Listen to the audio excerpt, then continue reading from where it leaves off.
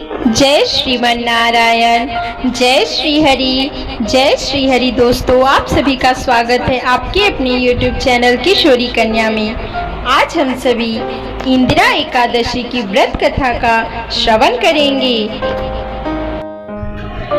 इंदिरा एकादशी का व्रत भगवान विष्णु और पितरों का आशीर्वाद पाने के लिए रखा जाता है। खास बात यह है कि इस व्रत के अगले दिन सूर्योदय के बाद यानी द्वादशी के दिन पारण मुहूर्त में ही खोलते हैं। यदि आप भी इस व्रत का पालन करना चाहते हैं तो इंदिरा एकादशी व्रत का कथा अवश्य सुनें। प्राचीन काल में सतयुग के समय में महिष्मती नाम की एक नगरी में इंद्रसेन नाम का एक प्रतापी राजा धर्म पूर्वक अपनी प्रजा का पालन करते हुए शासन करता था। वह राजा पुत्र पौत्र आदि संतान धन से संपन्न और विष्णु भगवान का परम भक्त था।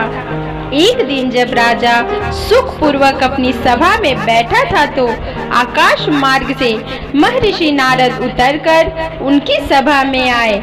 राजा उन्हें देखते ही हाथ जोड़कर खड़े हो गए और विधि पूर्वक आसन पर उन्हें बिठाया। सुख से बैठकर मुनि ने राजा से पूछा, हे राजन, आपके सातों अंग कुशल पूर्वक तो हैं, तुम्हारी बुद्धि धर्म में है और तुम्हारा मन विष्णु भक्ति में रहता है। देवऋषि नारद की ऐसी बातें सुनकर राजा ने कहा, हे महर्षि, आपकी कृपा से मेरे राज्य में सब कुशल है तथा मेरे यहाँ यज्ञ कर्मादि सुकृति होते रहते हैं। आप कृपा करके अपने आगमन का कारण कहिए। तब ऋषि कहने लगे कि हे राजन, आप आश्चर्य देने वाले मेरे वचनों को सुनो। मैं एक समय ब्रह्मलोक से यमलोक गया। वहाँ श्रद्धा पूर्वक यमराज से पूजित होकर मैंने धर्मशील और सत्यवान धर्मराज की प्रशंसा की। उसी यमराज की सभा में महान ज्ञानी और धर्मात्मा तुम्हारे पिता को एकादशी का व्रत भंग होने के कारण देखा। उन्होंने संदेश दिया, सो मैं तुम्हें कहता हूँ।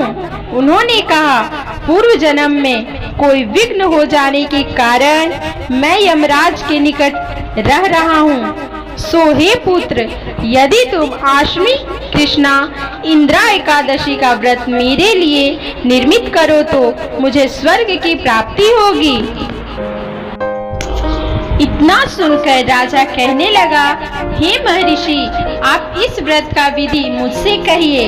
नारद जी कहने लगे, आश्विन माह की कृष्ण पक्ष की दशमी के दिन प्रातः काल श्रद्धा पूर्वक स्नान आदि से निर्वित होकर पुनः दोपहर को नदी आदि में जाकर स्नान करें। फिर श्रद्धा पूर्वक पितरों का श्राद्ध करें और एक बार भोजन करें। प्रातः काल होने पर एकादशी के दिन दातून आदि करके स्नान करें। फिर व्रत के नियमों को भक्ति पूर्वक ग्रहण करता हुआ प्रतिज्ञा करे कि मैं आज संपूर्ण भोगों को त्याग कर निराकार एकादशी का व्रत करूंगा। हे अच्युत, हे पुंडरीकाक्ष, मैं आपकी शरण में हूँ, आप मेरी रक्षा कीजिए। इस प्रकार नियम पूर्वक शालिग्राम की मूर्ति के आगे विधि पूर्वक श्रद्धा करके योग्य ब्राह्मणों को फलाहार का भोजन कराएं और दक्षिणा दें। पितरों के श्राद्ध से जो बच गया हो उसको सूंघ कर गौ को दे दे तथा धूप दीप गंध पुष्प नववेद आदि सब प्रकार से ऋषिकेश भगवान की पूजा करे। रात में भगवान के निकट जागरण करे। इसके पश्चात द्वादशी के दिन प्रातः काल होने पर भगवान का पूजन करके ब्राह्मणों को भोजन कराएं। भाई बंधुओं, स्त्री और पुत्र सहित आप भी मौन रहकर भोजन करें। नारद जी कहने लगे, हे राजन, इस विधि से यदि तुम आलस्य रहित होकर इस एकादशी का व्रत करोगे तो तुम्हारे पिता अवश्य स्वर्ग लोक को जाएंगे। इतना कहकर नारद जी अंतर ध्यान हो गए। नारद जी के कथानुसार राजा द्वार अपने बांधवों तथा दासों सहित व्रत करने से आकाश से पुष्प वर्षा हुई। उस राजा का पिता गरुड़ पर चढ़कर विष्णु लोक गया। राजा इंद्रसेन भी एकादशी के व्रत के प्रभाव से निष्कंठ राज्य करके अंत में अपने पुत्र को सिंहासन पर बैठाकर स्वर्गलोक गए। हे युधिष्ठिर, यह इंदिरा एकादशी के व्रत का महात्म्य मैंने तुमसे कहा। इसके पढ़ने और सुनने से मनुष्य सब पापों से छूट जाता है, सब प्रकार के भोगों को भोगकर वैकुंठ को प्राप्त होता है। जय श्री हरि, जय श्रीमन नारायण।